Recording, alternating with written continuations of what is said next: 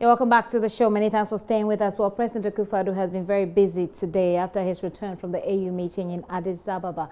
He started with MMDCEs, where he's been telling them about the fact that there are no shortcuts for Ghana's development. Well, 12 years ago or so, Parliament of Ghana passed a representative of the People's Amendment Law, ROPAL, to enable Ghanaians abroad vote in local elections, but the implementation has yet to start. But that may soon be over because, according to President Akufo-Addo again, his government is working with the Electoral Commission to have the law work. The opposition NDC fiercely resisted the implementation of the law, citing logistical constraints on the part of the EC for effective implementation.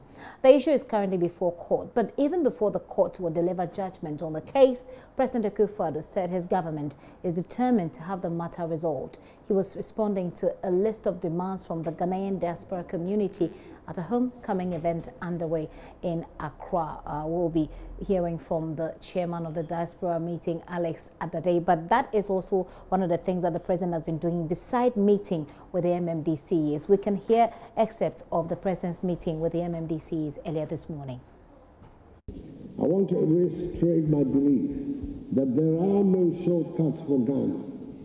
Only hard work, innovation, creativity and enterprise can produce the accelerated economic development that will bring to all Ghanaians the basic deliverables they so richly deserve from their government, namely honest public services, an effective humane healthcare system, access to a secure and reliable justice system, and access to free quality education that rivals any in the world, all within the framework of a vibrant private sector-led economy. We have a clear vision of where we want to take Ghana and have presented to the Ghanaian people the detailed roadmap of how to get there. I need each and every one of you gathered here to join hands in delivering progress and prosperity to every part of this country. We have a bright future ahead. I'm certain that together we will transform Ghana and use all the blessings that the Almighty has bestowed upon us to bring wealth to our people and nation. We know from the examples of several countries what a fruitful collaboration between their overseas nationals and their developments can bring for their national development and prosperity. Let us emulate them. I look forward to a vigorous exchange of ideas amongst you, and it is my strong wish and hope that the outcomes of this summit will help enrich my presidency for the benefit of the Ghanaian people, so that we can help realize within this generation the dreams of the founders of our nation to build a free, united, prosperous, and happy Ghana, governed according to the principles of democratic accountability, respect for individual liberties, human rights and the rule of law, and the dictates of social justice. The vision remains that of a Ghana beyond aid. Thank you for your attention, and may God bless us all in our homeland and make us great.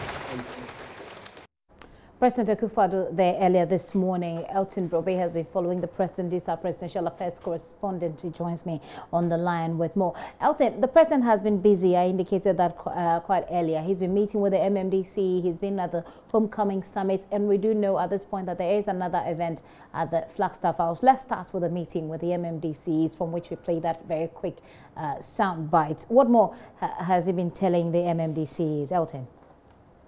Well, I think basically his concern more has to do with the usual tension between the district chief executives and members of parliament. Remember that most times the allocation of the common fund, the MP's version of the district assembly's common fund, is lodged with the various district chief executives or the district assembly. The MC will then have to instruct the DCEs to pay for projects he or she may be undertaking. But usually because some DCEs want to contest the position of the MPs, they are always reluctant in releasing the money for the MPs, and this has always created tension between the district chief executive and members of parliament. The president, who was a former member of parliament, is not expecting to see this in his government. in his words to the district chief executive, he told them that he doesn't want to see that situation repeat itself under his administration, and that if you are interested in pursuing political ambition, he will not discourage you from doing so, but you have to do it according to the laid down rules. He as government, or he as head of government, will ensure that the common fund is released on time. And it's now incumbent on the district chief executive to ensure that the money is used for the intended purpose, allocations to the MPs are given to them, so that that conflict is addressed in going for a district. I hope that received some very good responses as well from the MMDCAs, Elton, did it? Well, because they had the opportunity to speak first before the president spoke, right. That particular issue was not addressed by them. But what I've been told is that it was one of the key issues that they were oriented on as far as this particular issue is concerned. I mean, their main issue has to do with the fact that they are faced with so much debt, which is, making it difficult for them to undertake their projects and also run the assemblies on a day-to-day basis. They are asking the president to, as a matter of urgency, bail them out. Other than that, they will not be able to execute the many projects in front of them. Also, they lack logistics, especially transportation, for the various activities.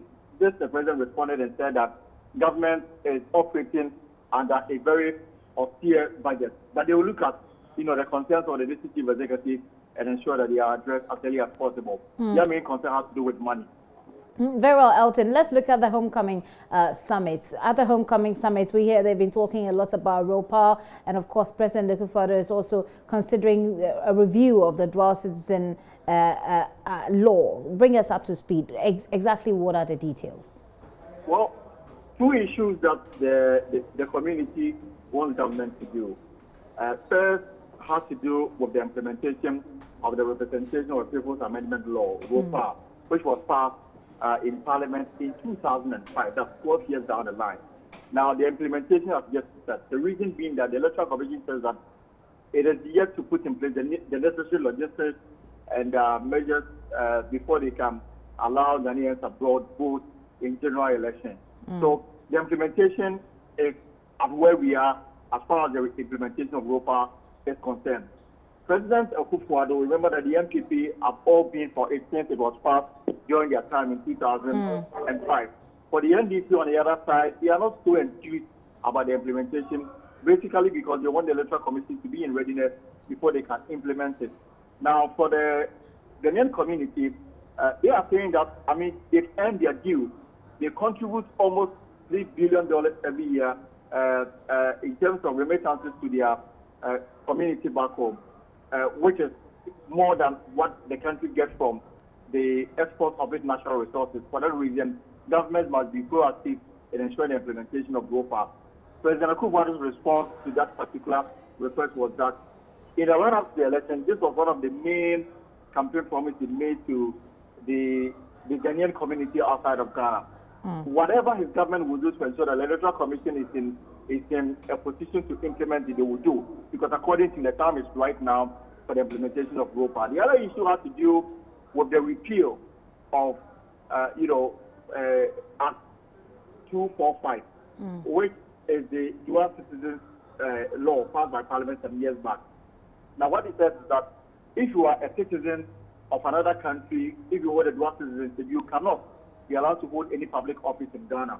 They are saying that this provision does not exist in other countries. In other countries, you can be a citizen of, for example, the UK, and also be a citizen of Ghana, and still hold public office in Ghana.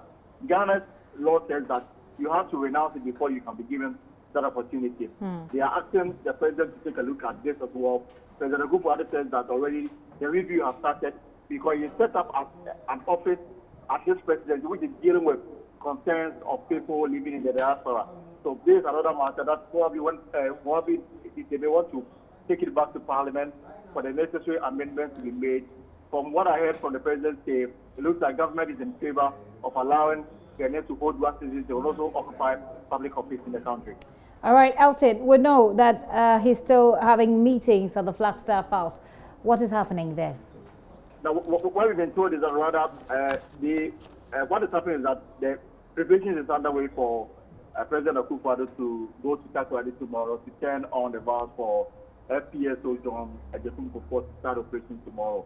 But later this evening, somewhere around 5, what we saw that the Vice President will go back to the orientation program for the MMDCA to close it. So we are waiting for that to happen. All right, thank you very much, Elton. Elton Brobe is our presidential affairs correspondent, bringing us up to speed, actually bringing us a wrap of the President's Day in that good.